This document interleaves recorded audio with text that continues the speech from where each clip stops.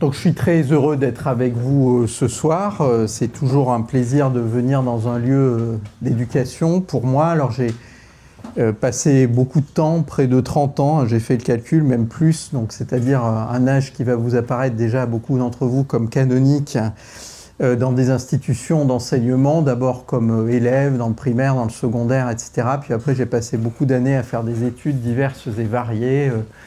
D'abord dans une institution qui s'appelle l'École des Chartes, où on est formé notamment à l'histoire du Moyen-Âge. Et puis après, j'ai fait une autre carrière, j'ai passé le concours interne de l'ENA. Et puis voilà, donc mis tout ça bout à bout, ça fait près de 11 ans. Et donc voilà, et par ailleurs, j'ai dirigé aussi une institution d'enseignement supérieur dont je vous parlerai dans mon exposé, qui est une institution qui dépend du ministère de la Culture et qui s'appelle l'Institut national du patrimoine.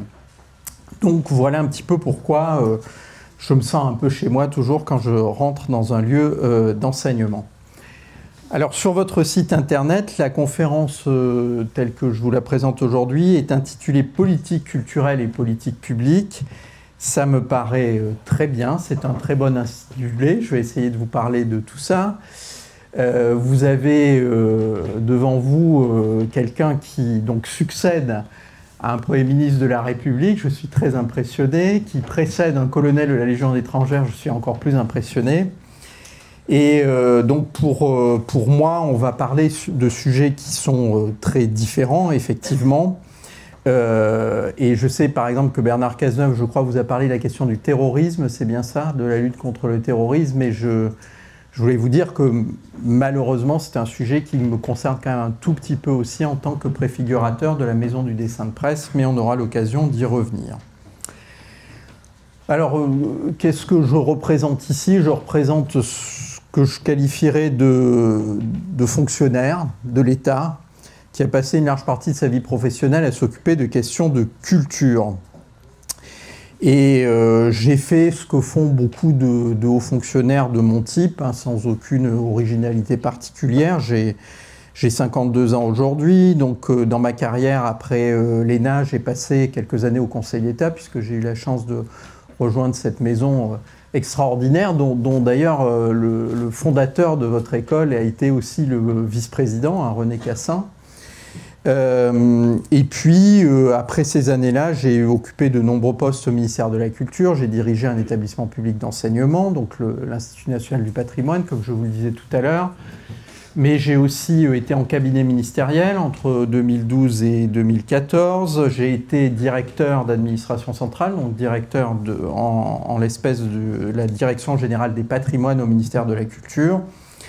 Bref, j'ai fait toutes sortes de choses qui m'ont amené à faire des choses très communes pour les hauts fonctionnaires de mon type, c'est-à-dire du droit, de la gestion, du management d'équipe, etc.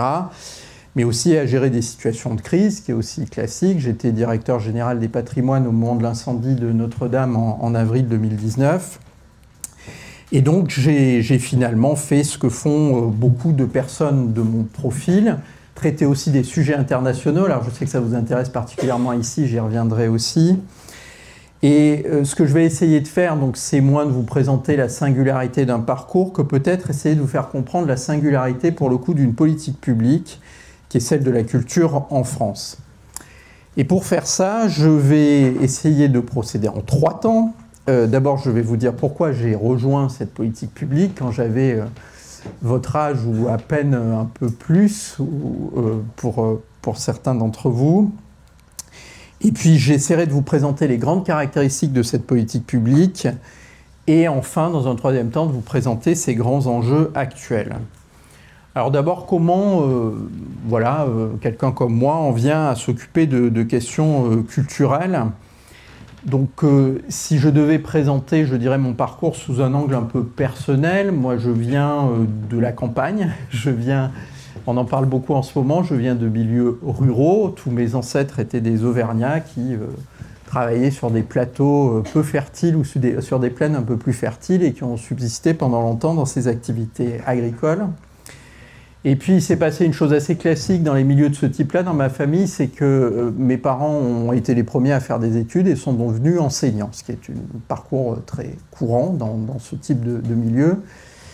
Et à partir de l'enseignement, moi-même, donc j'ai évolué vers cette politique publique qui est celle de la culture. Il faut dire que dans mon enfance et dans mon adolescence, la culture, dans le milieu dans lequel j'ai grandi, était vraiment sacralisée, à la fois parce qu'elle était considérée comme un vecteur de l'ascension sociale, comme un autre, comme pour d'autres peut-être, ça serait l'économie ou l'armée, pourquoi pas, etc. Dans ces milieux-là, c'est plutôt la culture.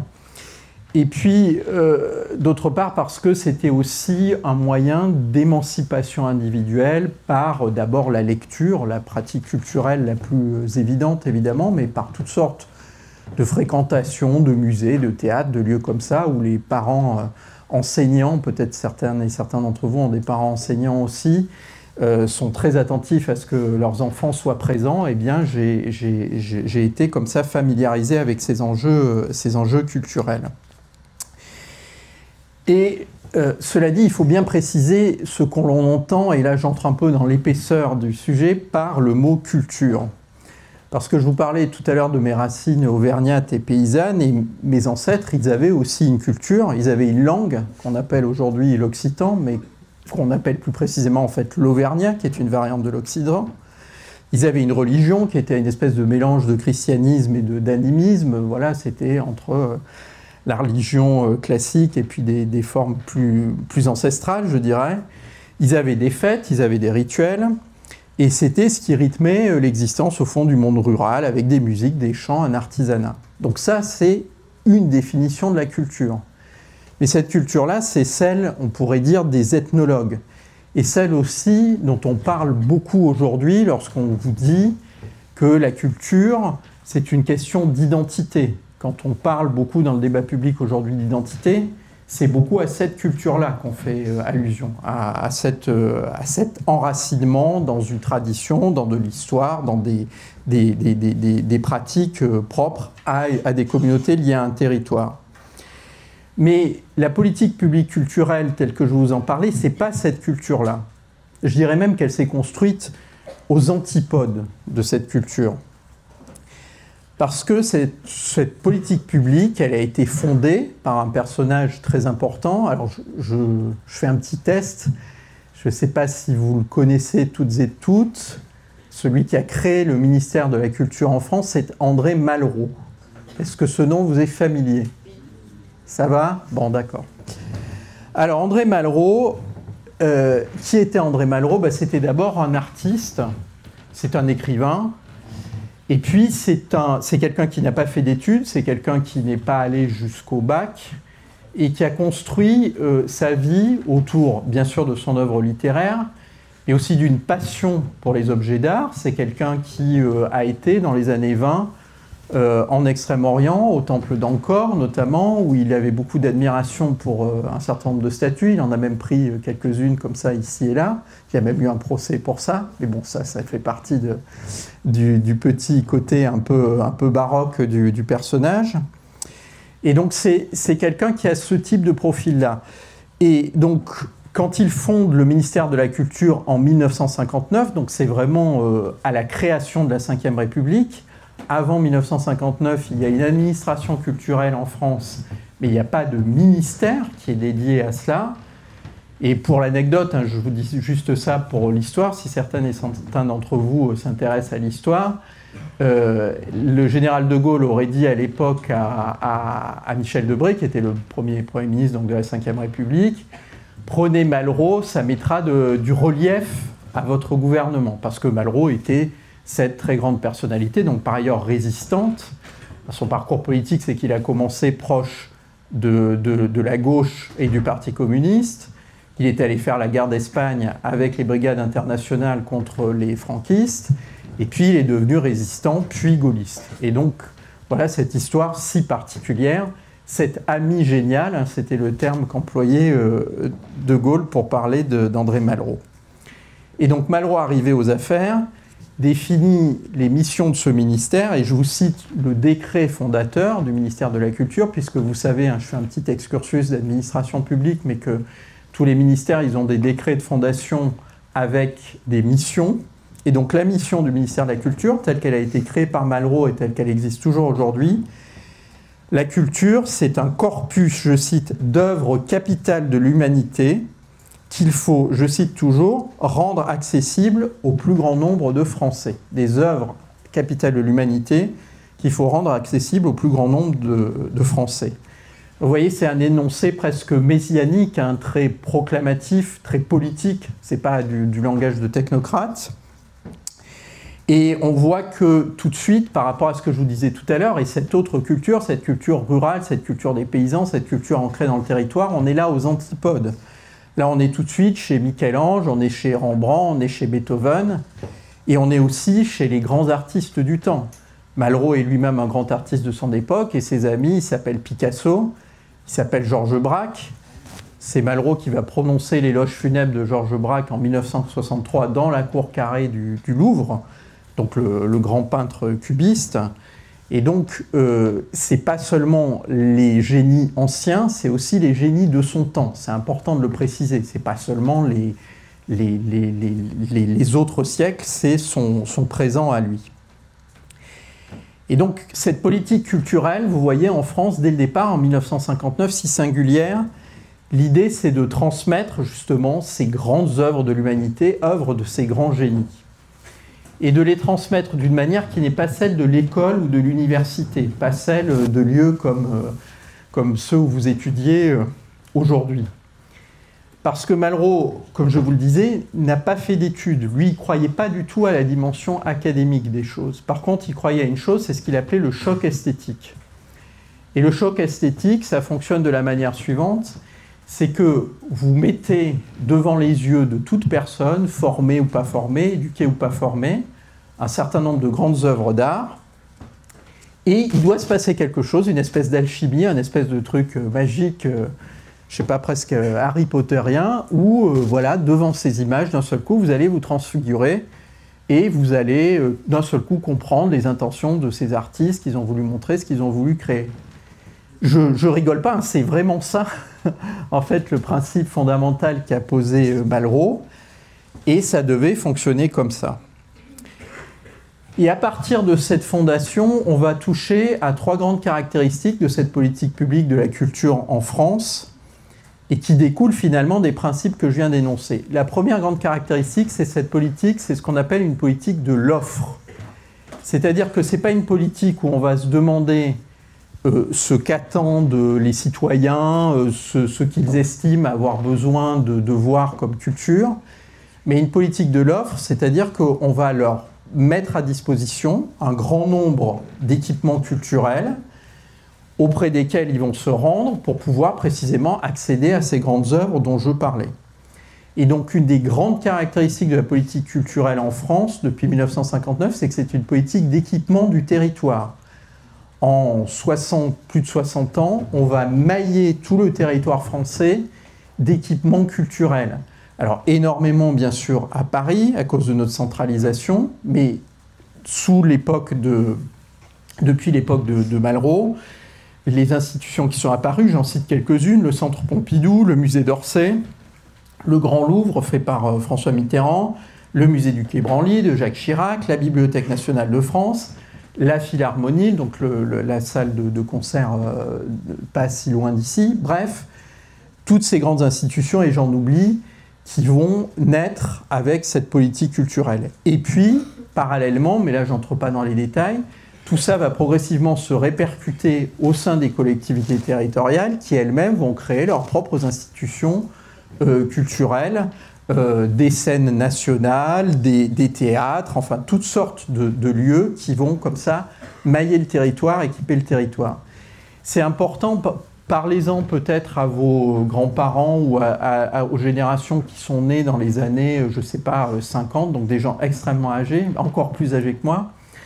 Mais vous verrez que quand vous discutez avec eux, souvent ils pourront vous dire que tout a changé en France. En 1959, il y avait très peu de salles de concert, par exemple, en France. Il y avait très peu de festivals, tout ce à quoi vous pouvez être habitué, je ne sais pas, des festivals de musique classique, rock en scène à Saint-Cloud, etc. Tout ça, ça n'existait pas. Et ça, c'est vraiment une œuvre du ministère de la Culture que d'avoir créé tous ces festivals et de les avoir répandus sur le territoire.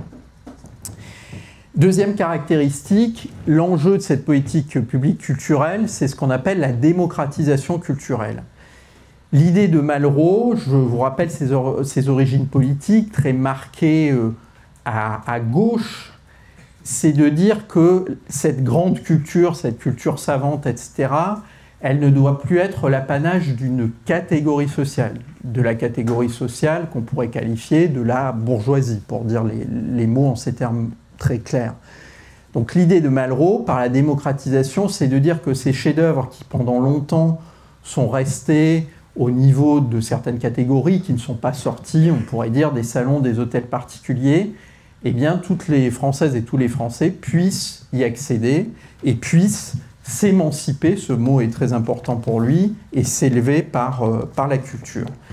Et donc, quand vous allez aujourd'hui dans des musées en tout cas de l'État, vous allez constater par exemple toute cette politique de gratuité pour les personnes qui sont au chômage, pour les personnes qui sont aux minima sociaux, aussi pour les jeunes, avec la gratuité passée au moins de 26 ans sous le mandat du président Sarkozy.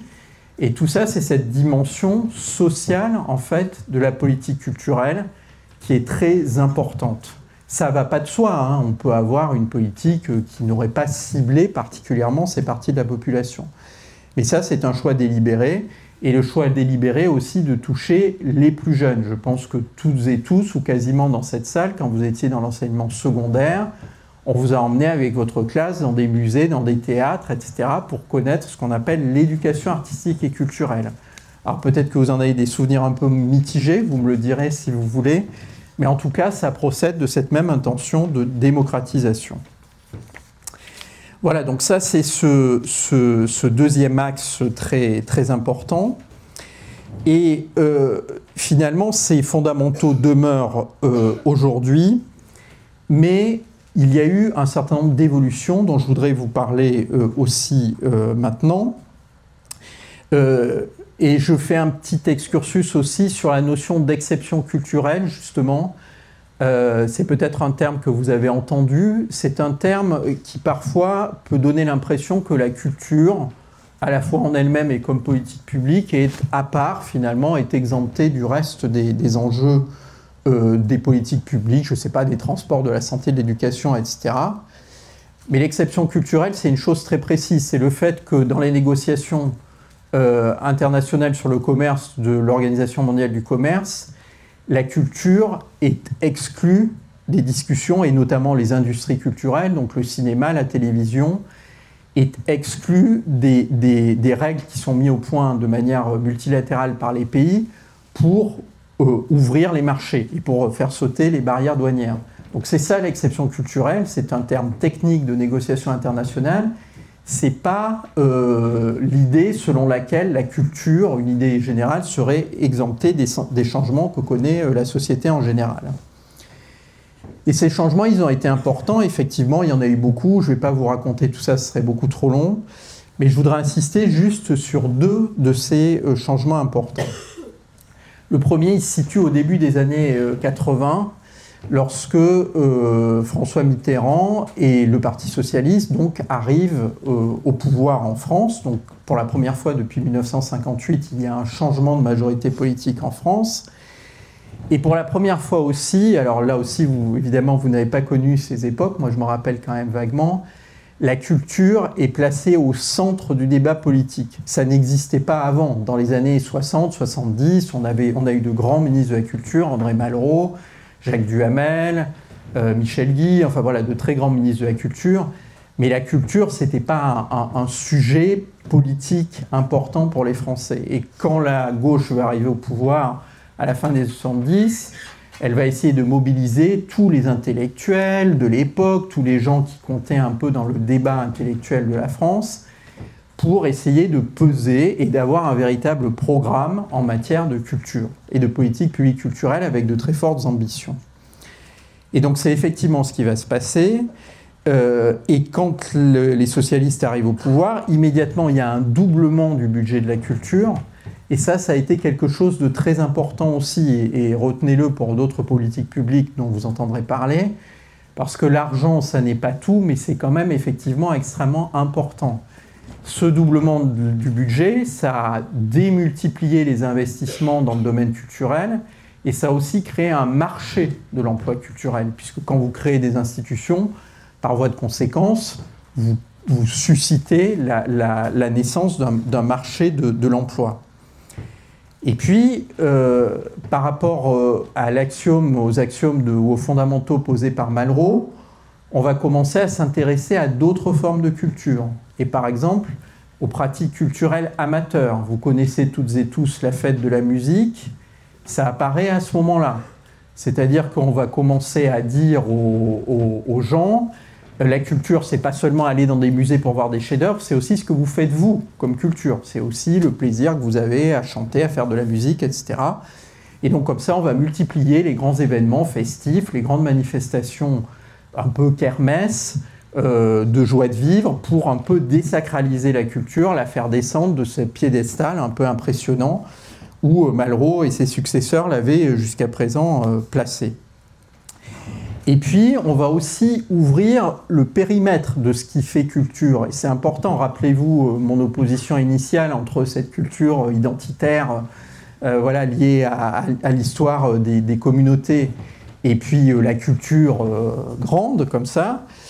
Mais justement, cette période-là, cette période des socialistes et notamment du ministre Jacques Lang, va marquer un rapprochement avec ces autres formes de culture. Donc c'est là où on va commencer à avoir des expositions de street art dans des musées, donc voilà, où on va avoir des subventions qui vont être données pour les danses type hip-hop et pour la musique comme le rap. Donc toutes ces formes d'expression, elles vont entrer un petit peu et donc elles vont essayer de se faire une petite place comme ça, à côté de Michel-Ange, de Rembrandt, de Raphaël et de Léonard de Vinci. Donc voilà ces évolutions. Ça ne remet pas en cause ce qu'avait posé Malraux comme fondement de la politique culturelle, mais en revanche, ça fait, vous voyez, évoluer les choses et essayer de faire en sorte, en fait, parce que c'était ça le projet qui était derrière, que cette notion de culture et de politique publique culturelle, elle colle plus aux réalités de la société. Elle colle plus à la jeunesse, en fait, que vous incarnez ici. Donc vous me direz si ça marche ou ça ne marche pas, hein, soyez francs, réservez-vous pour la fin, attendez, j'en ai plus pour trop longtemps, je vous rassure. Mais dites-moi ce que vous pensez de tout ça. Mais là aussi, il y avait vraiment une intention de montrer que la culture, ce n'était pas seulement l'affaire des gens qui avaient plus de 50 ans et qui, suivant la formule consacrée, étaient nés entre un piano et une bibliothèque.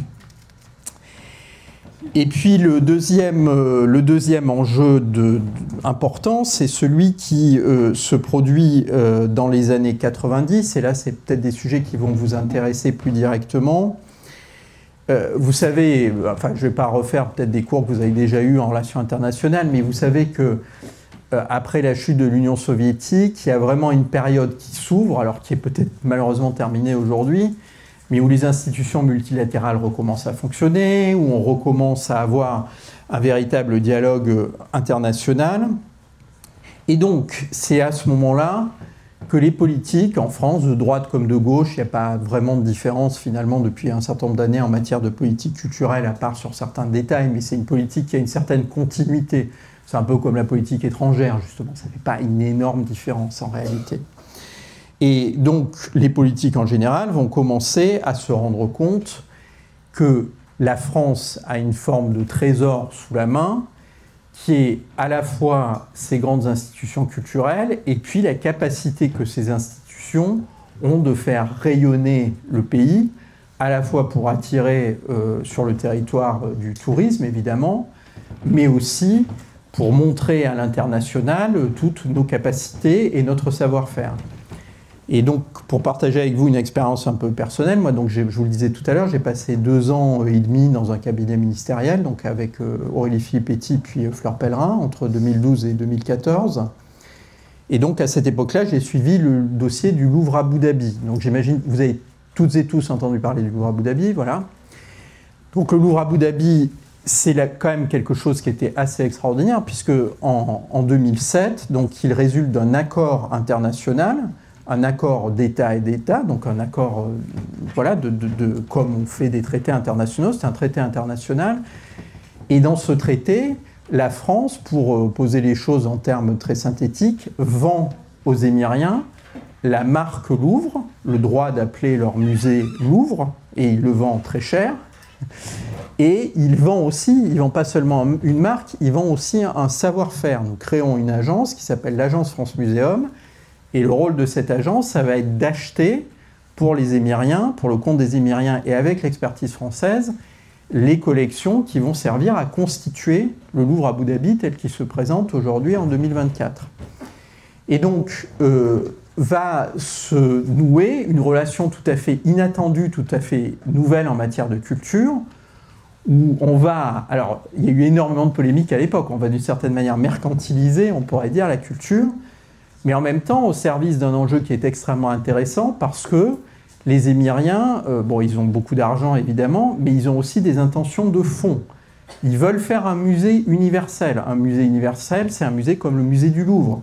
C'est-à-dire un musée qui va traiter de toutes les régions du monde, qui va montrer l'art ancien, l'art plus récent, mais l'art grec, l'art égyptien, l'art de tous les continents, ainsi que d'autres grands musées français. Et donc le Louvre Abu Dhabi, il est construit sur le même modèle. Et au Louvre Abu Dhabi, vous pouvez voir de l'art chrétien du Moyen-Âge. Vous pouvez voir des Torahs. Vous pouvez voir des objets du bouddhisme qui viennent de l'Extrême-Orient, de Vietnam ou de Chine. Et donc là aussi, il y avait un message politique évidemment très fort qui était passé par cette institution et où les Émiriens voulaient montrer que malgré leur ancrage dans une région très marquée par l'islam, ils voulaient montrer leur singularité, y compris par rapport à leurs voisins, y compris par rapport aux Saoudiens. Donc voilà, tout ça est très passionnant, je pourrais vous en reparler si vous voulez. Et puis, ce qui s'est passé aussi, c'est que, du coup, et c'est toujours très vrai aujourd'hui, les ministres de la Culture, les ministres des Affaires étrangères aussi, qui jouent un grand rôle en matière culturelle. Le ministère des Affaires étrangères est un acteur essentiel de la politique publique culturelle. Et donc, ces ministres vont demander à ces grandes institutions, au Louvre, à plein d'autres, de se projeter à l'international, de partager leur expertise. Et quand j'étais directeur de l'Institut national du patrimoine, j'ai par exemple été associé à une politique publique très importante vis-à-vis de la Chine. Vous savez qu'en 2013, le ministre des Affaires étrangères, Laurent Fabius, à l'époque, va relancer une politique de coopération très active avec la Chine, à partir d'un froid qui était intervenu en 2010. Et donc la culture a été un de ces aspects. Et ce qui a été demandé aux opérateurs culturels, et par exemple à celui que je dirigeais, qui était l'Institut national du patrimoine, c'est d'envoyer des professionnels ou des étudiants en Chine pour aider les Chinois à restaurer un certain nombre de sites patrimoniaux qui étaient assez dégradés et surtout pour lesquels ils ne possédaient pas le même savoir-faire que le savoir-faire français. Et donc de ce point de vue-là, évidemment, il y a un atout comparatif et il y a aussi un instrument de rayonnement pour la France qui tient à une notion que vous avez peut-être déjà entendue en droit en politique internationale, pardon, qui s'appelle, pardon de l'anglicisme, mais le soft power. Et donc typiquement, ce type d'action, celle qu'on a menée vis-à-vis de la Chine, et il n'y avait pas que mon institut, il y avait de nombreux autres opérateurs, c'est vraiment typique de cette question du soft power. Alors finalement, et je termine ma deuxième partie avant d'engager la troisième et dernière et d'écouter vos questions.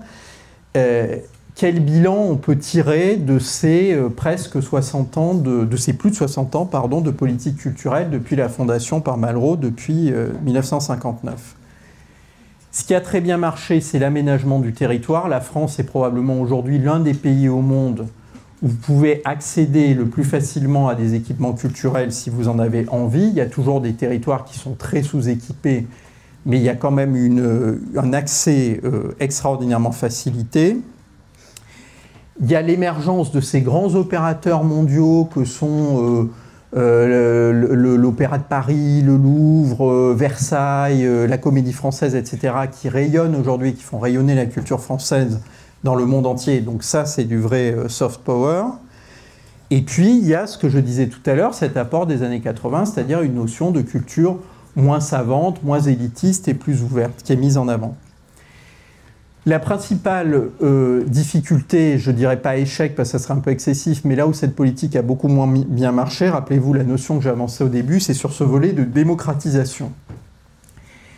Quand vous regardez les enquêtes qui sont faites périodiquement par le ministère de la Culture, et notamment une enquête que le ministère de la Culture fait tous les 10 ans, si vous vous intéressez à ces sujets, je crois qu'elle est en ligne, sur les pratiques culturelles des Français. Le résultat de cette enquête, donc ils en ont fait une en 1970, en 80, en 90, en 2000, 2010, 2020. Et donc on a celle de 2020 qui est très intéressante. Et on s'aperçoit qu'il y a en réalité un effondrement des pratiques culturelles traditionnelles, qui ne sont plus que des pratiques de gens qui ont mon âge ou un peu moins et surtout un peu plus. La lecture de livres classiques, aller dans les musées, aller dans les salles de spectacle, etc. Tout ça, ça décline à 100 à l'heure. Toutes les courbes plongent, voilà, elles font comme ça, paf et paf. Voilà. Donc ça, c'est vraiment voilà, quelque chose qui n'a pas pleinement fonctionné. Et en réalité, les seules pratiques culturelles qui se développent aujourd'hui, c'est les pratiques culturelles qui sont liées au numérique. Mais c'est un peu en trompe-l'œil parce que bon, moi j'ai des enfants qui ont pour certains à peu près votre âge, et au fond c'est les plus cultivés de la famille parce qu'ils passent énormément de temps à jouer à Call of Duty, Fortnite, etc. Mais je ne suis pas sûr que ce ne soit pas un peu excessif de qualifier ça de pratique culturelle. Alors le ministère de la Culture le fait, parce que le ministère de la Culture est aussi le ministère des jeux vidéo, qui est une industrie culturelle. Et donc on a émis des industries culturelles, donc on fait ça. Mais en réalité, au-delà de la boutade, vous voyez, il y a quand même un déclin des pratiques culturelles traditionnelles, et ce qui pose quand même un certain nombre de questions. J'en viens à la troisième dernière partie de mon exposé. Je voudrais insister sur 3 évolutions centrales aujourd'hui pour moi de cette question de la culture et des politiques culturelles. Donc, la première de ces évolutions, elle est liée à un point que j'ai déjà évolué, c'est la question de la mondialisation. Moi, je ne sais pas ce qu'on vous explique ici, mais le constat que je fais à mon niveau de praticien, c'est que la mondialisation, elle continue aujourd'hui. C'est-à-dire que malgré les résistances que ça peut causer, légitimes ou non, hein, ce n'est pas à moi de le dire, les processus de mondialisation s'amplifient dans toutes sortes de domaines, et en tout cas dans le domaine culturel. Donc je parlais de l'influence par le soft power, de la diplomatie culturelle, mais il y a aujourd'hui d'autres aspects de cela. Par exemple, je ne sais pas si vous avez un peu suivi cette question des demandes de restitution d'œuvres d'art qui sont aujourd'hui adressées par des pays anciennement colonisés par la France, mais aussi par d'autres puissances coloniales occidentales, précisément à ces puissances-là. Donc quand j'étais directeur général des patrimoines, c'est moi qui ai travaillé, qui était, comme on dit dans le jargon de ces métiers, au banc avec Madame Bachelot, qui était ministre de la Culture, pour la loi sur les restitutions d'œuvres d'art au Bénin et au Sénégal. Donc on restituait 26 œuvres au Bénin et une œuvre au Sénégal.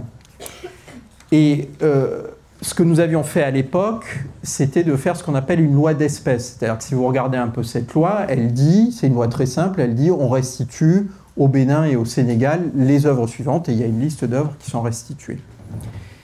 C'était une manière de préserver aussi une notion très importante du droit français en matière de patrimoine en général et de musées en particulier, qui est la notion d'inaliénabilité des collections publiques.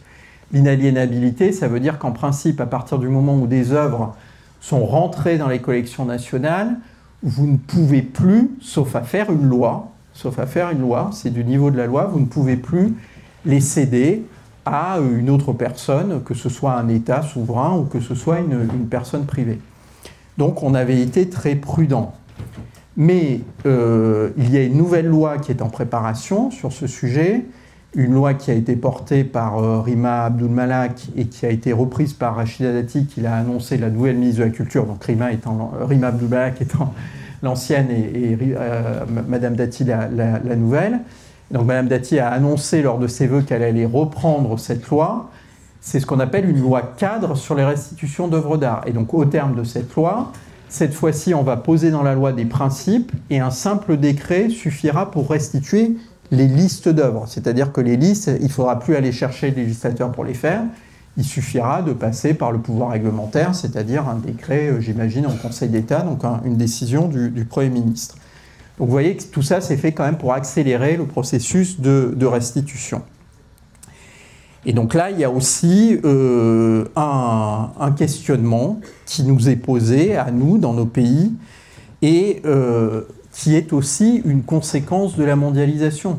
Un mot là-dessus pour vous dire que peut-être certaines et certains d'entre vous l'ont vu, mais on s'interrogeait beaucoup sur la portée de cet acte, parce que notamment avec le Bénin, c'était une demande très politique, qui était ancienne, qui remontait aux années 2000, mais on se disait quelle va être finalement la portée de ces restitutions auprès des populations.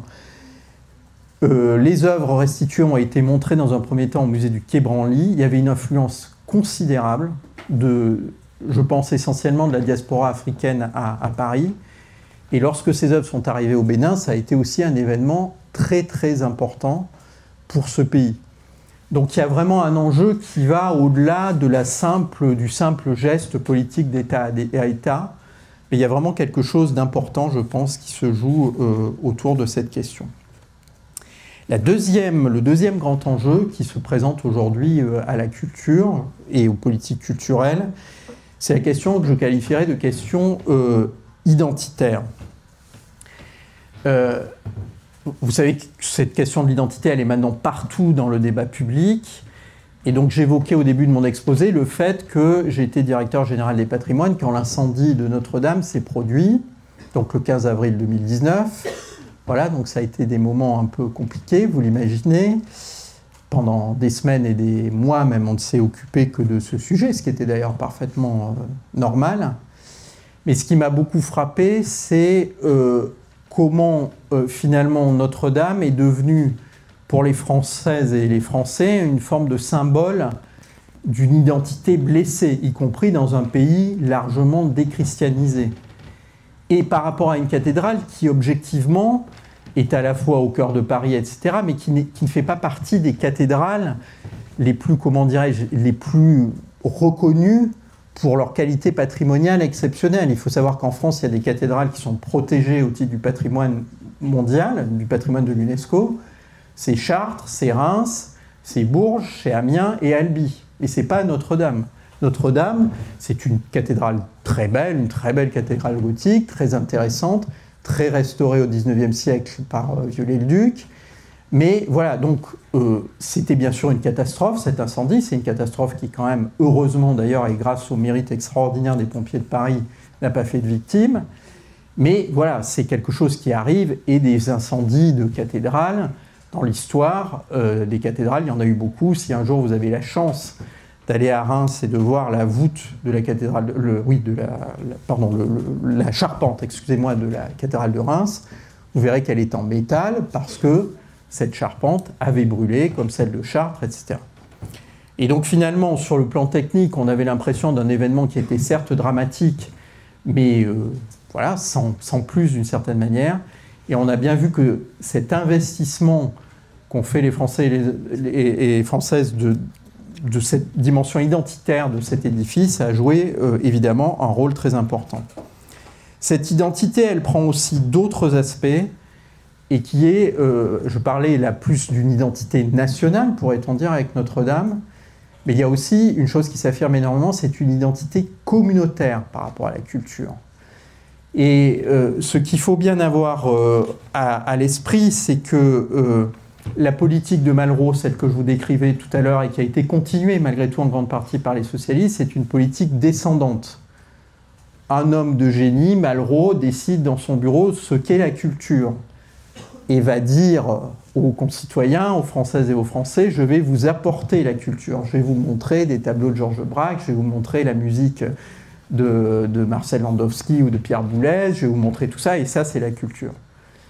Or, aujourd'hui, et peut-être c'est vrai aussi pour vous, mais vous me le direz, nos concitoyens et beaucoup de gens dans le monde acceptent de moins en moins cette approche verticale, cette approche, pardon de l'anglicisme, mais top-down, qui a tant caractérisé notre politique culturelle. Ce qu'on veut aujourd'hui, c'est de l'horizontalité et être reconnu pour ce qu'on est. Et donc face à cette approche comme ça de ce grand corpus de chefs-d'œuvre qu'on fait descendre sur les gens, vous allez aujourd'hui avoir l'émergence de ce qu'on appelle les droits culturels. Qu'est-ce que c'est les droits culturels? C'est la volonté d'un certain nombre de communautés, qui peuvent être des communautés liées par leurs origines ethniques, liées par l'appartenance à tel ou tel groupe, de préférence, je ne sais pas, de mœurs, de préférences sexuelles, de tout ça, etc. Et qui vont dire, attention, la culture, c'est pas ce qu'on nous fait descendre d'en haut, la culture, c'est ma culture. Pardon, c'est ce que moi je définis comme ma culture.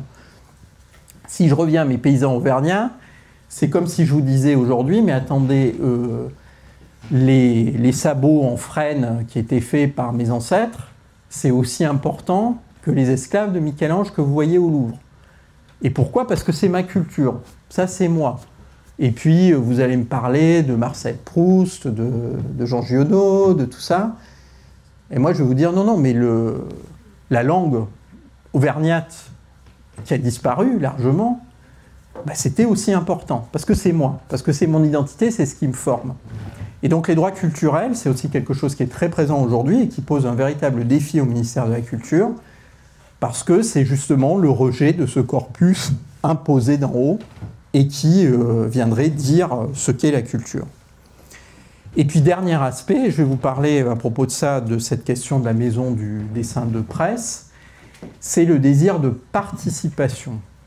Moi, avant de devenir technocrate, j'étais conservateur du patrimoine. J'ai fait cette école qui s'appelle l'école des Chartes, j'ai fait l'école nationale du patrimoine pour devenir conservateur. C'est l'école que j'ai dirigée après, qui s'appelait l'Institut national du patrimoine, dont je vous parlais tout à l'heure. Et à cette époque-là, personne dans les métiers que je faisais n'aurait demandé une participation citoyenne à la programmation d'une institution culturelle. Qu'est-ce qu'il faut faire comme exposition? Quelle pièce de théâtre on va montrer au théâtre de la commune d'Aubervilliers ou au théâtre de l'Est parisien, etc. Ça, c'était le domaine réservé des spécialistes et des sachants. Aujourd'hui, il est très courant de voir des comités de citoyens qui sont créés dans un certain nombre de villes, dans un certain nombre de collectivités territoriales, et qui vont participer à la conception, avec les professionnels de la profession, pour dire les choses ainsi, de la programmation culturelle des lieux. Je fais une petite incise très intéressante aussi, enfin en tout cas de mon point de vue, si vous avez l'occasion d'aller à Londres, et que vous allez au British Museum, c'est gratuit en plus, donc profitez-en, puis c'est un des plus beaux musées du monde. Vous verrez que dans les salles qui sont consacrées aux objets venant d'Amérique du Sud, venant d'Afrique, les Britanniques ont demandé aux communautés locales de participer à la présentation des œuvres. Vous voyez ce que ça peut représenter? Ce n'est pas les conservateurs tout seuls qui vont dire voilà, on va mettre ça là, on va mettre ça là, etc. Non, c'est les communautés, et vous savez que Londres est une ville très multiculturelle, qui ont été sollicitées pour faire cela. Et donc moi, dans ma maison du dessin de presse, dont je m'occupe aujourd'hui, on est en train de construire un projet pour faire ce lieu qui devrait ouvrir au public à Paris en 2026. Vous serez toutes et tous les bienvenus. J'espère que tout ça vous intéressera, ces questions de dessin de presse. Moi, je co-construis le projet véritablement avec un groupe de professionnels, des dessinatrices et des dessinateurs, et puis des professionnels du secteur, qui sont réunis dans un conseil. Et toutes les décisions importantes qui concernent ce projet, qu'est-ce qu'on va montrer comme œuvre, quelle programmation culturelle va être faite dans ce lieu, sont prises en coordination et au terme d'échanges avec ces professionnels du secteur. Et tout ça pour vous dire qu'à une certaine époque, et il n'y a encore pas si longtemps, un projet de cette nature ne serait pas construit comme ça. Parce que c'est l'État qui paye tout, en vrai. L'argent, il est au ministère de la Culture. Donc on pourrait dire, au fond, qui paye commande, et voilà, et on avance comme on veut. Et ce n'est pas le parti qui a été choisi, et j'y vois ici aussi une évolution, précisément, ce désir d'être impliqué, ce désir de dire, mais moi aussi je suis acteur de ces questions culturelles, qui concerne désormais de plus en plus de gens dans cette société. Peut-être que ça fera écho pour vous, vous allez me le dire très bientôt, parce que j'ai presque fini. Voilà, j'avais terminé en disant, je vais lire mon dernier paragraphe, mais ça va être très court, je vous rassure. Voici donc le panorama de ces grandes évolutions, et d'autres pourraient encore être citées. Ce contexte nouveau impose à la politique publique culturelle non pas de renoncer à ses objectifs fondamentaux, humanistes et démocratiques, pardon, mais d'adapter ses méthodes afin de mieux atteindre ses objectifs. Et je vous disais, en terminant, à la toute fin, mais d'autres transformations seront certainement nécessaires pour faire en sorte que les si nobles idéaux portés par Malraux demeurent vivants. J'espère qu'en m'écoutant, certaines et certains d'entre vous sentiront en eux naître l'envie de servir cette cause. Ils seront les bienvenus. Voilà, je vous remercie beaucoup de votre attention.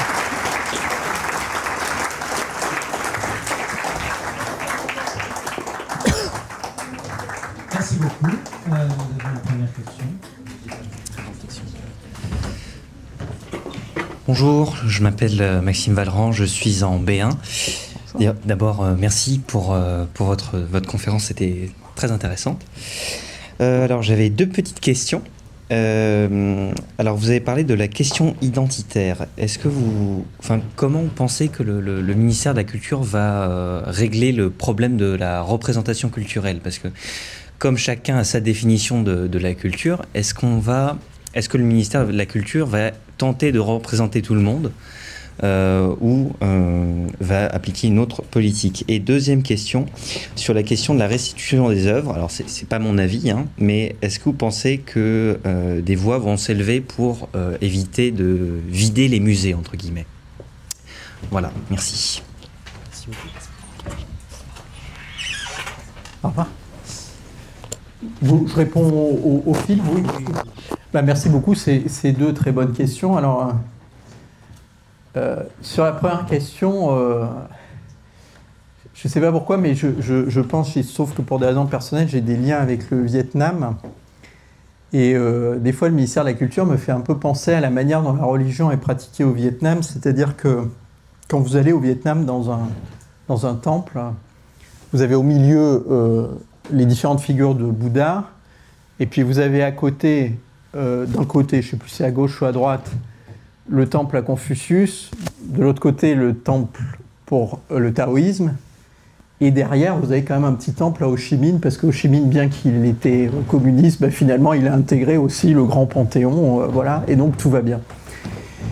Et la réponse du ministère de la Culture, c'est un peu ça par rapport à la question que vous posez, c'est-à-dire que nous avons créé en 2021 une nouvelle structure au sein du ministère de la Culture qui fait apparaître expressément la notion de démocratie culturelle. Et la démocratie culturelle, c'est la même chose que les droits culturels. Je fais une incise, il ne faut pas se tromper, c'est-à-dire que les droits culturels, c'est pas, pour certains d'entre vous qui sont très connaisseurs de la Constitution, vous savez que dans le préambule de 1946 de la Constitution, il y a un des articles qui dit on a un droit, l'homme a droit à accéder à la culture. Mais ça, c'est le droit d'accès à la culture, c'est pas de ça dont on parle. Ce dont on parle, c'est vraiment de cette idée voilà, que ma culture a autant de droits que la culture des autres. Et donc ça, le ministère de la Culture essaie de le prendre en compte en disant, au fond, tout ça n'est pas contradictoire. Et vous voyez mon coup de Ho Chi Minh et du Bouddha, c'est-à-dire que l'idée, c'est de dire, finalement, les fondamentaux de la politique de Malraux demeurent les bons, et puis on va ajouter une dose, voilà, où on va faire en sorte que les uns et les autres puissent exprimer leur identité, etc. De vous à moi, je ne suis pas sûr que ce soit une position très facile à tenir, en fait, à moyen et à long terme. Il y a déjà eu des petits clashs, et par exemple, il y a le maire de Grenoble, le maire écologiste de Grenoble, Éric Piolle, qui a commencé à développer, alors maintenant ça s'est un peu tassé parce qu'il a eu un peu des problèmes, mais une vraie politique de démocratie culturelle. Qu'est-ce que ça veut dire? Ça veut dire qu'au lieu de donner de l'argent au magnifique musée des Beaux-Arts de Grenoble et aux grandes scènes nationales, à l'opéra, etc., aux salles de concert de Grenoble, donc à cette culture Malraux, entre guillemets, il a commencé à dire non, je vais réduire les subventions que je donne à ces organismes-là et je vais les réorienter vers les territoires, vers les quartiers et vers les gens qui ont envie de montrer ce qu'ils sont par leur identité, de rappeler leur passé, leur etc. Et donc, il a commencé à mener cette politique-là.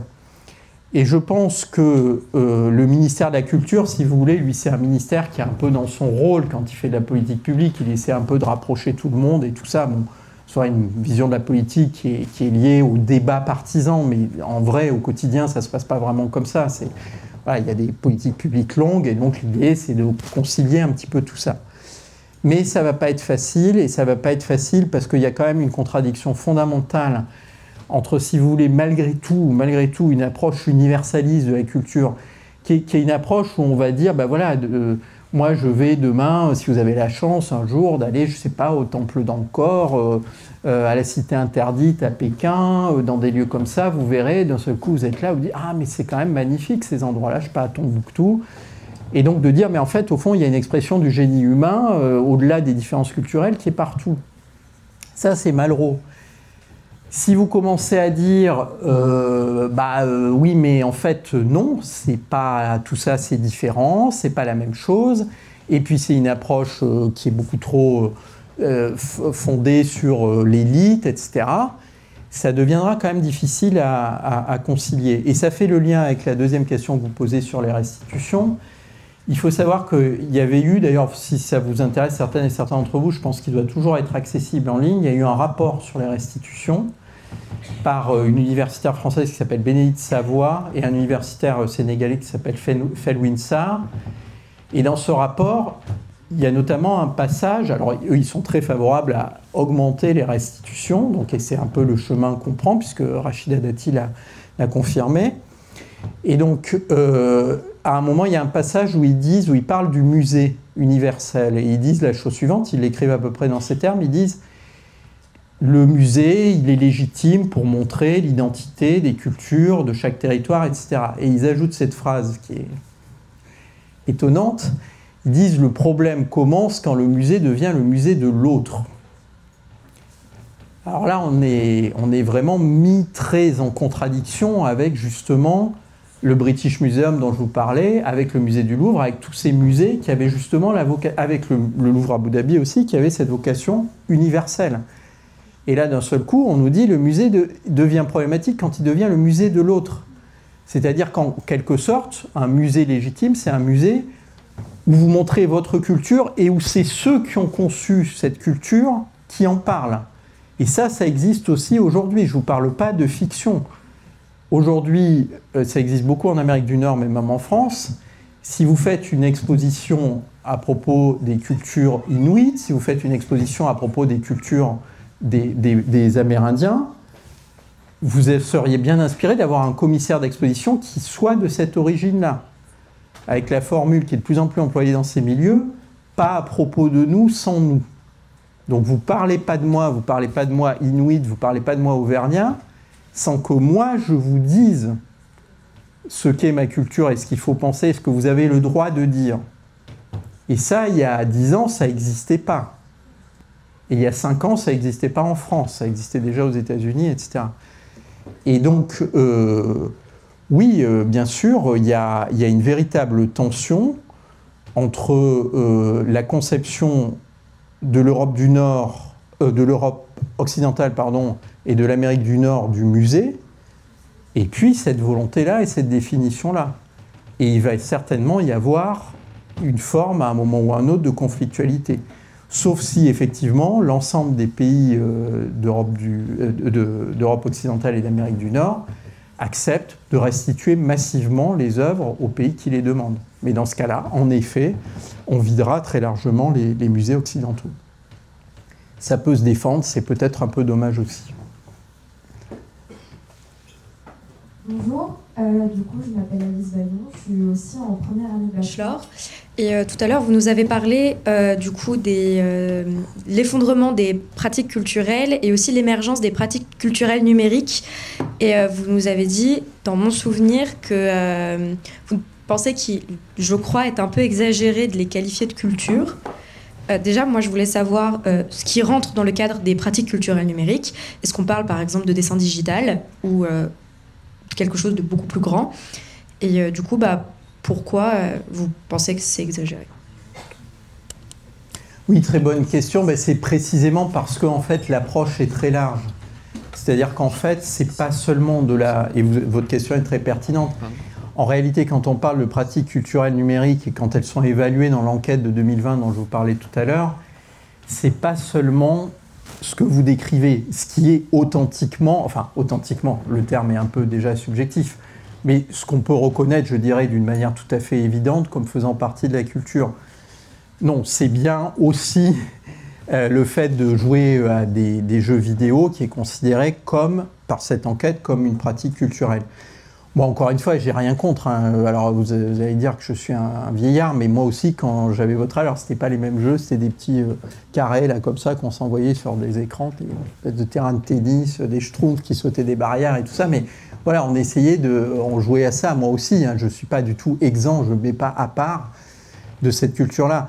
Mais ce que je veux juste dire, c'est que c'est parfois peut-être un peu en trompe-l'œil de dire, au fond, parce que quand vous regardez la stat globale du ministère, ils vont vous dire à la fin, pardon, je ne devrais pas dire ça, mais bon, ils vont vous dire, bah, finalement, c'est pas si grave que ça, parce que quand on met tout ensemble, quand on agrège toutes les données, finalement, ça va bien.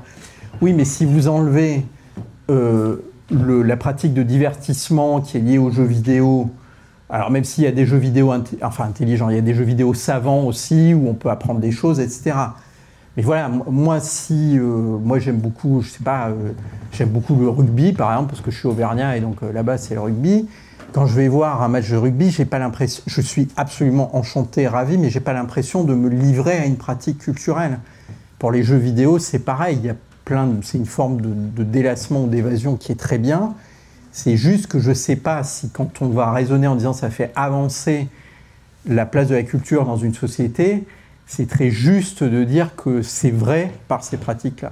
Mais vous avez raison, dans cela, il y a aussi un ensemble qui est vraiment de la création sous forme numérique et qui entre pleinement dans ce qu'on peut communément appeler la culture.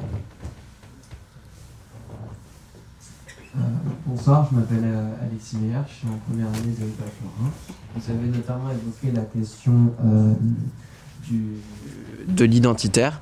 Et j'aurais donc une question qui est comment le ministère de la Culture a-t-il fait face justement au phénomène de déboulonnage qu'il y a eu lieu des statues, notamment avec la statue de Victor Schœlcher qui a été déboulonnée en mai 2020 et toutes les autres statues qui ont suivi.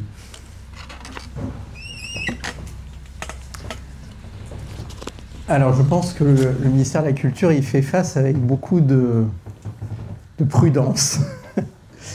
Alors d'abord il faut savoir que, enfin, comment dirais-je, ça peut apparaître comme une matière de beauté en touche de la part du ministère, mais concrètement, je fais un peu de technique à un quart de seconde, il y a un certain nombre de ces statuts qui sont simplement des statuts dans l'espace public et qui ne font pas l'objet d'une protection particulière au titre des monuments historiques ou quoi que ce soit. Donc le ministère de la Culture n'est pas tenu d'intervenir sur ces objets-là. Ça ne veut pas dire qu'il ne devrait pas le faire, pour des raisons plus de principe, je dirais. Alors ces questions-là, comment elles sont vécues dans un ministère comme la Culture et parmi les professionnels de la culture? Elles sont extrêmement débattues. Il y a énormément de colloques, de réflexions, y compris qu'on organise là dans pas longtemps, sur ces sujets-là. Avec la recherche souvent d'une forme d'équilibre. C'est-à-dire que le ministère de la Culture, il est quand même très difficile pour lui d'être pour une forme d'iconoclasme, je dirais. C'est-à-dire, bon, quand même, les objets sont là, ils sont dans un espace public, et c'est quand même un petit peu dérangeant pour un ministère comme celui-là de voir qu'ils sont dégradés, détruits, etc. Après, il y a des réponses à ces questions-là. Une des réponses qui peut être faite, c'est d'expliquer par un texte toute la complexité des figures qui ont été mises en statue. Et je reviens aux Britanniques qui sont sans doute plus à l'aise que nous avec ces sujets-là. Si vous allez pareil au British Museum, alors vous allez dire que je fais leur publicité, mais c'est vraiment un endroit merveilleux. Ils ont fait assez récemment un très très grand espace comme ça, qui est grand comme 3 stades de foot, enfin à l'anglaise, immense, qui est consacré à l'histoire du musée. Au British Museum, vous arrivez à... Et l'histoire du musée, c'est l'histoire de ses donateurs, parce que c'est pas comme en France, c'est pas des collections publiques. Les collections du British, c'est des particuliers, c'est à l'anglaise, c'est des particuliers, c'est des nobles, des grandes familles, des personnes qui avaient fait fortune, qui ont donné des œuvres d'art au British Museum.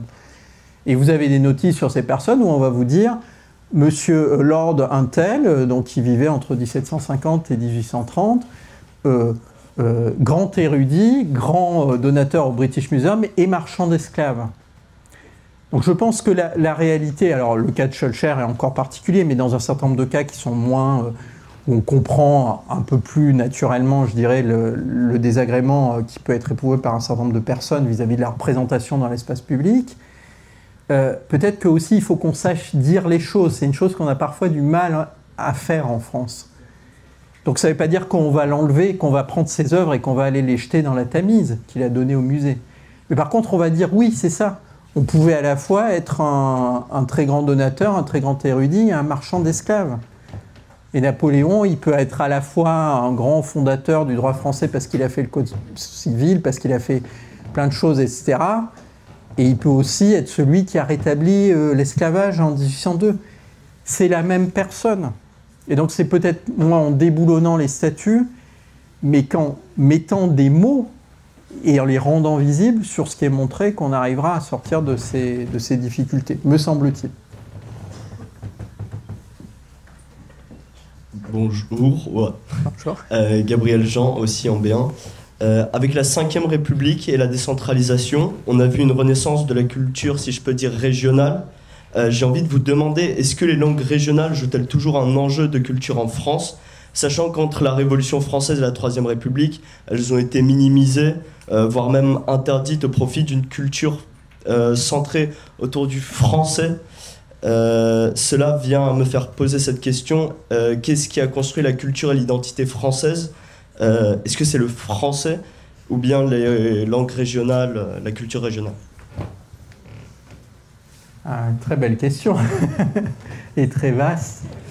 Alors, je vais essayer de vous faire déjà une réponse un peu technique. Donc, effectivement, le ministère de la Culture comprend un service qui s'appelle la délégation régionale, la délégation générale, excusez-moi, à la langue française et aux langues de France.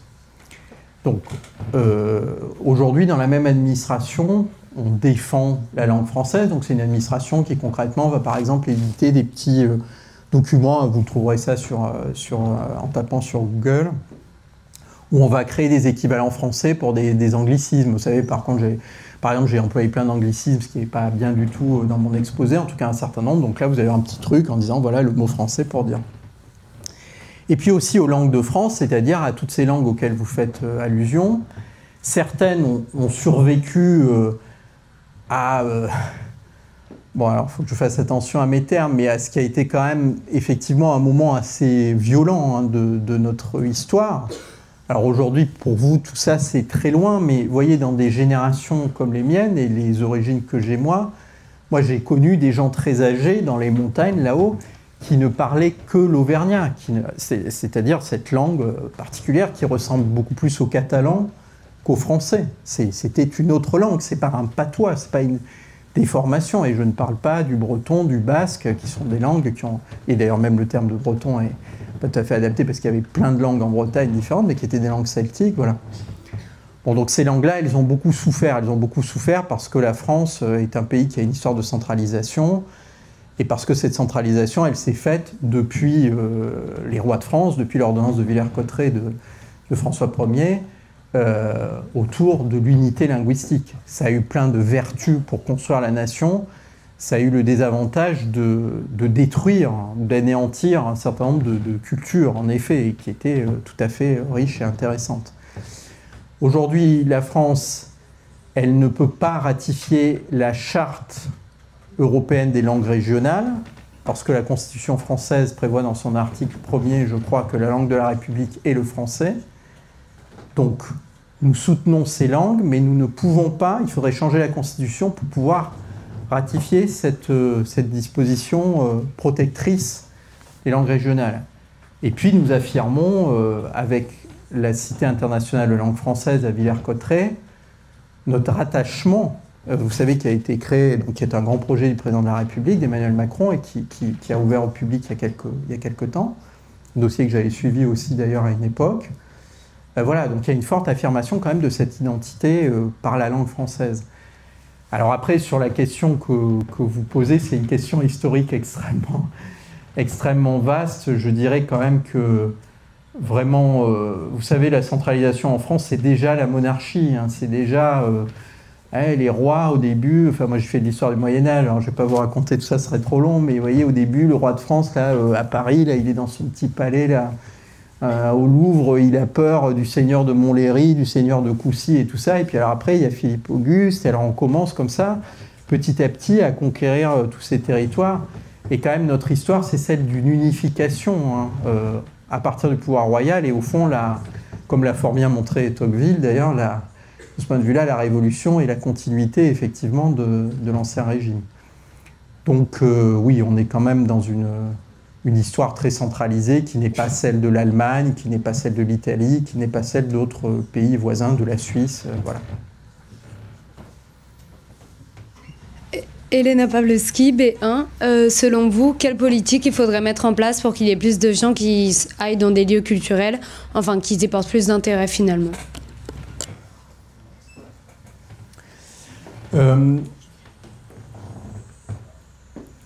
C'est évidemment le cœur des questions que doit se poser le ministère de la Culture.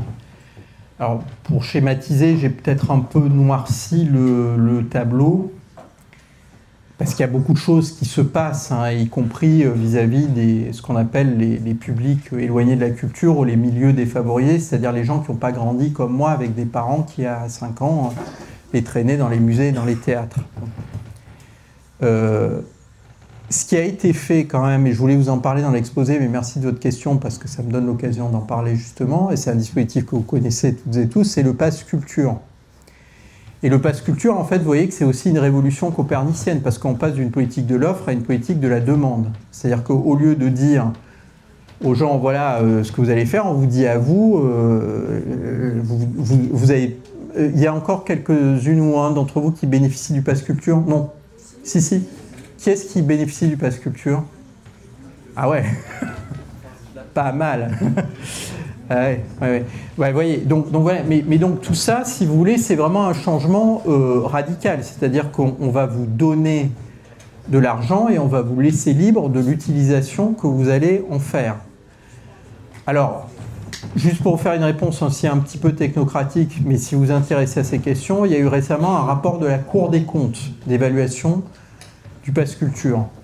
Donc vous trouverez la synthèse, hein, rassurez-vous, vous n'êtes pas obligé de lire les 400 pages du rapport, mais il y a de très bonnes synthèses sur le site de la Cour des comptes, qui sont d'autant meilleures que c'est eux-mêmes qui les font, donc c'est assez fiable.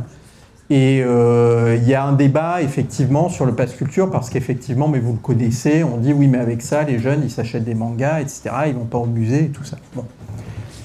Alors après, qu'est-ce qu'il faut faire? Parfois, c'est une question qui est presque un peu, je dirais, désespérante pour les institutions culturelles, parce que beaucoup a été fait, on fait plein d'éducation artistique et culturelle, on accueille des gens, on fait énormément de choses, et pourtant on observe ce glissement que je décrivais tout à l'heure dans les chiffres et qui est inquiétant.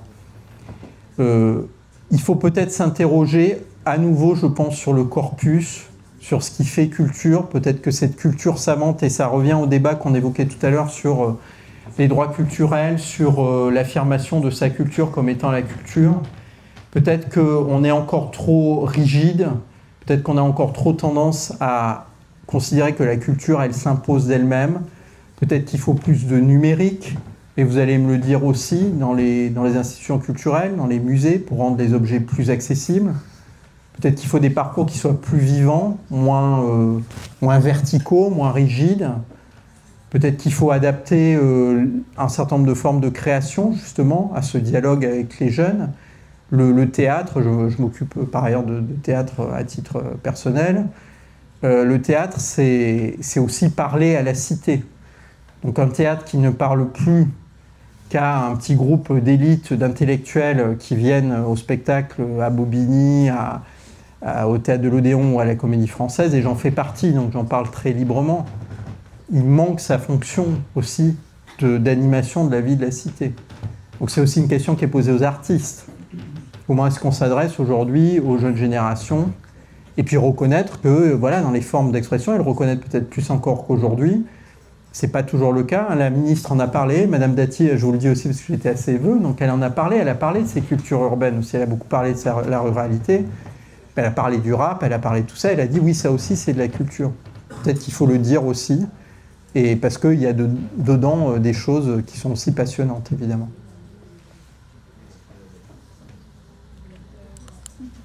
Bonjour, je m'appelle Fulvio Clara, je suis en B1 et je souhaitais savoir par rapport à l'Union européenne, est-ce qu'il vous arrive de collaborer avec vos collègues européens, notamment par exemple pendant les Journées de l'Europe, sur des projets précis pour montrer les forts liens culturels qu'on peut avoir la France avec d'autres pays comme par exemple l'Allemagne, avec qui on a une histoire commune finalement importante. Alors, très bonne question et très intéressante. La culture, vous connaissez cette phrase très célèbre de Jean Monnet, que vous connaissez évidemment. Je suis très impressionné par vos questions. Hein. Merci beaucoup parce que vous... Wow. Question extrêmement stimulante, hein. Bravo. Donc Jean Monnet, quand on lui prête ce mot, hein, je crois qu'il est authentique, il disait, en contemplant son œuvre, il disait « Si c'était à refaire, je commencerais par la culture ».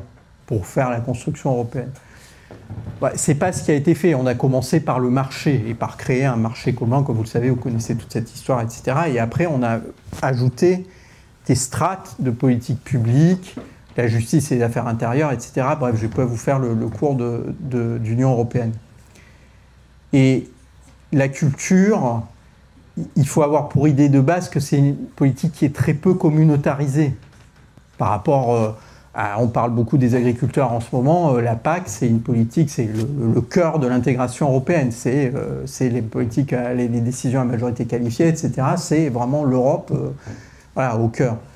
La politique culturelle, ça reste très largement aujourd'hui une question de souveraineté nationale. La ministre de la Culture, elle n'a pas... Il y a un Conseil européen des ministres de la Culture, mais ce n'est pas le Conseil européen des ministres de l'Agriculture, justement, où tout se passe. Là, il s'y passe des choses un petit peu, mais il s'y passe beaucoup moins de choses. Bon. Il y a quand même des domaines qui sont communautarisés. Il y a beaucoup de directives, par exemple, mais vous voyez que toujours, tout de suite, on rejoint une accroche économique. Donc toute la question des droits d'auteur, par exemple, qui fait l'objet d'une législation communautaire importante par des directives, etc. Il y en a qui sont en train de sortir en ce moment. Et donc là, il y a un vrai débat au niveau communautaire, oui, sur ces sujets-là. Mais sur la culture dans son cœur, j'allais dire très peu. Et d'autant moins, quand même, pour être tout à fait honnête, que j'y ai fait allusion tout à l'heure dans mon exposé, mais quand je vous parlais de l'exception culturelle, ça, c'est un truc des Français, beaucoup. Hein. Je peux vous dire un mot de l'exception culturelle ? Oui ? Bon, alors je vous dis un mot de l'exception culturelle, parce que c'est quand même assez important. L'exception culturelle, c'est une constante absolue du ministère de la Culture quasiment depuis sa fondation. Le discours de M. Lang en 1982 à Mexico, vous tapez, c'est sur service public, vous trouverez, ou sur la vie publique, etc. Les horribles Américains qui vont nous bouffer avec leur cinéma, avec Hollywood, etc., qui vont détruire nos cultures. Mais ces mots-là, vous allez les retrouver quasiment à l'identique chez François Léotard, chez Jacques Toubon, ô combien d'ailleurs, enfin, chez tous les ministres de la Culture de la droite. Et ça, la gauche, la droite, ils disent tous la même chose. Vous pouvez quasiment prendre depuis le discours de Lang en 82, vous pouvez faire du copier-coller. L'exception culturelle, c'est quoi? C'est de dire on exclut les industries culturelles des négociations de l'OMC. Mais ça, c'est une position que, y compris un certain nombre de nos partenaires européens, trouvent tout à fait illégitime. C'est très débattu dans l'Union. Alors, comme c'est les Français, bon, quand même, il reste quand même un peu quelque chose, on fait un peu attention. Mais pourquoi il y a ça? C'est parce que la France, elle veut aussi protéger son système. Elle veut protéger le CNC, le Centre national du cinéma, qui met près d'1 milliard d'euros par an dans l'industrie cinématographique. Quand vous voyez ça depuis l'OMC ou depuis Bruxelles, est-ce que ça ne serait pas un peu des aides d'État, des subventions, etc. Donc tout ça, c'est pas bon, c'est pas libéral tout ça, c'est pas marché. Voilà. Et donc c'est vrai aussi qu'une des difficultés qu'on a pour communautariser ces domaines-là, c'est que la France, elle est dans une position très singulière de défendre son industrie culturelle nationale par des protections extrêmement fortes et par des subventions. Alors vous avez suivi l'histoire de Madame Trier, là, qui a eu la Palme d'Or au Festival de Cannes et qui est en compétition là, avec son film Anatomie d'une chute, c'est ça, pour les Oscars. Mais tout ça, c'est le pur produit du CNC. C'est le produit de l'argent que la France met pour aider la production, etc. Et qui fait que la France a encore une industrie cinématographique. Donc il y a aussi derrière ça cet enjeu-là. Il y a aussi une réticence qu'on peut avoir à aborder ces questions-là. Mais bien sûr, vous avez raison, la culture, c'est à la fois ce qui montre la singularité. On l'a évoqué beaucoup de fois quand on a parlé des identités locales, etc. Et en même temps, c'est ce qui passe les frontières. L'art, il passe les frontières. Vous savez, les artistes, ils se définissent jamais.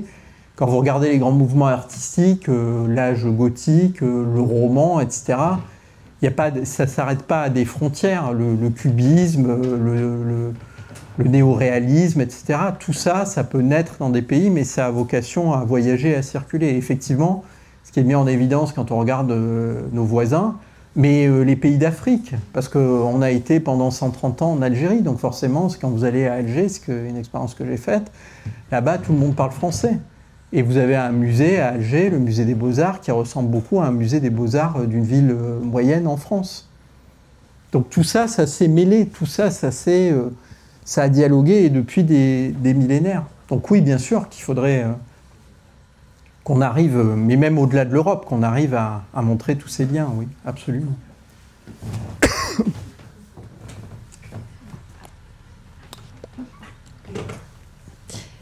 Bonjour, du coup, moi je m'appelle Mila et je suis en première année aussi. Concernant la restitution des œuvres, vous avez expliqué que maintenant il avait été mis en place de simples décrets qui permettaient d'accélérer ce processus-là et donc de faire la demande d'une restitution. Est-ce que du coup, avec cette mise en place, on pourrait espérer la totalité des frises du Parthénon, qui seraient rendues du coup à la Grèce, ou est-ce que c'est encore voilà. Pardon ? Alors nos collègues grecs, vous savez que pendant longtemps, quand vous alliez dans un débat à l'Union européenne, ils commençaient ou ils terminaient toujours sur des questions culturelles, et je pense qu'ils le font toujours.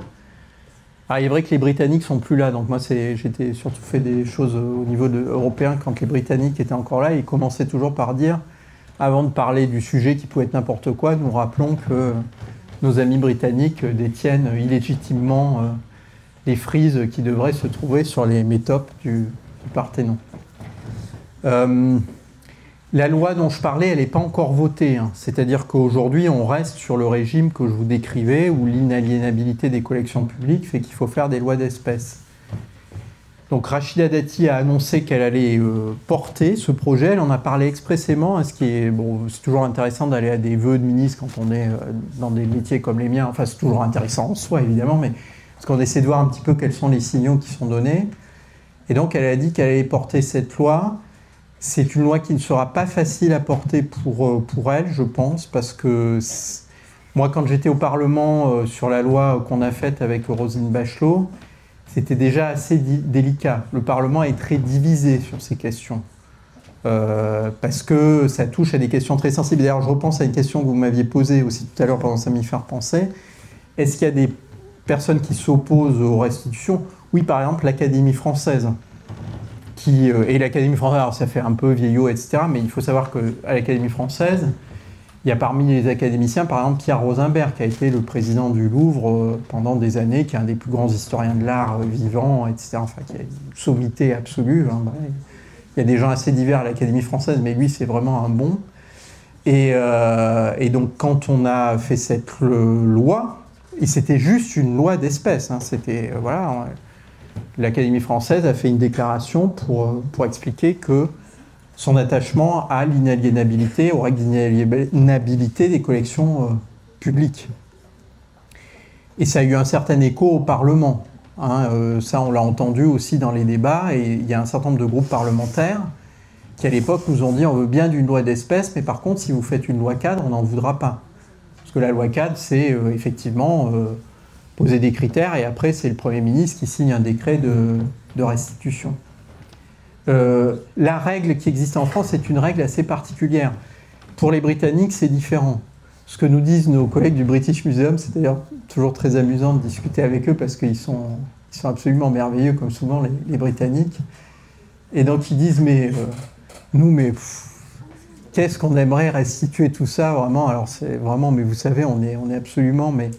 Mais c'est juste que nous, c'est pas pareil, parce que c'est pas des collections publiques. Les collections du British Museum, dont les frises du Parthénon, c'est une addition de donateurs qui ont remis leurs œuvres. Et le British Museum, il n'est pas dirigé par l'État, comme le musée du Louvre. C'est un établissement public, mais le président du musée du Louvre, il est nommé par le président de la République. C'est dirigé par des trustees. C'est un système à l'anglo-saxonne. Et donc, le directeur du British Museum à l'époque, quand on lui parlait de ça, qui est un homme assez exceptionnel, disait mais nos trustees ne veulent pas restituer les frises du Parthénon, et c'est eux qui décident. Et même si on faisait une loi, en fait, cette loi, elle ne serait pas applicable aux collections du British Museum, puisque ces collections n'appartiennent pas à l'État. Vous voyez ? Et donc, en fait, ils jouent là-dessus. Alors, ça n'empêche pas le British Museum de procéder, par ailleurs, des restitutions. Là, ils ont procédé à certaines restitutions au Ghana, très récemment. Mais ça demeure quand même, pour eux, un sujet aussi. Et justement, eux, ils privilégient plus ces réponses alternatives dont je parlais tout à l'heure. C'est-à-dire que, par exemple, on va prendre les communautés qui sont à Londres, et on va leur faire participer à la conception du musée. Et donc ils disent, regardez, nous on est ouvert sur le monde, la preuve c'est que le musée il n'est pas fait par nous, il est fait par... parce que la Grande-Bretagne, vous savez, est plus familier avec la notion de communauté, donc ils n'ont pas les réticences qu'on a nous. Est-ce que ça suffira à convaincre les Grecs qu'il faut renoncer aux frises du Parthénon? Je ne pense pas. Bonsoir, Noélie Béraud, toujours en B1. C'était pour rebondir sur la question des langues régionales. Aujourd'hui, l'identité culturelle, et plus particulièrement l'identité culturelle régionale, est devenue un outil de lutte pour certaines communautés, donc par exemple les Corses, le Pays Basque, les Bretons et même la Nouvelle-Calédonie. Qu'est-ce que le ministère justement de la Culture pense du fait que la culture est devenue un outil de lutte? Ah bah, là, vous touchez... je vais répondre d'une manière générale à votre question, puis après je dirai un mot sur l'aspect plus technique, mais l'une des grandes tensions d'une politique publique de la culture, c'est que la culture, c'est politique, en fait, précisément. C'est-à-dire que une politique publique, c'est une politique, comme je vous le disais tout à l'heure, de l'offre, de la régulation, voilà, où on essaie de mailler un territoire, etc. Et ça sert à apaiser, justement, d'une certaine manière, toutes ces tensions. Mais dire « j'appartiens à telle culture », dire « vous me privez de ma langue, vous me privez de mon identité, vous me privez de ce que je suis, etc. », c'est évidemment une question éminemment politique. Et donc, face à ça, le ministère de la Culture, il est quand même face au fait que c'est un des instruments de l'État, et que l'État, il a des principes qui sont fixés dans la Constitution. L'unité de la République, la langue de la République est le français, j'en parlais tout à l'heure, et le ministère de la Culture, il est là pour mettre ça en œuvre. Donc, comment il se comporte par rapport à ce type de situation? D'abord, il faut savoir qu'en Corse, la politique culturelle, elle est très largement transférée à la communauté de Corse, la collectivité territoriale. C'est une situation très particulière.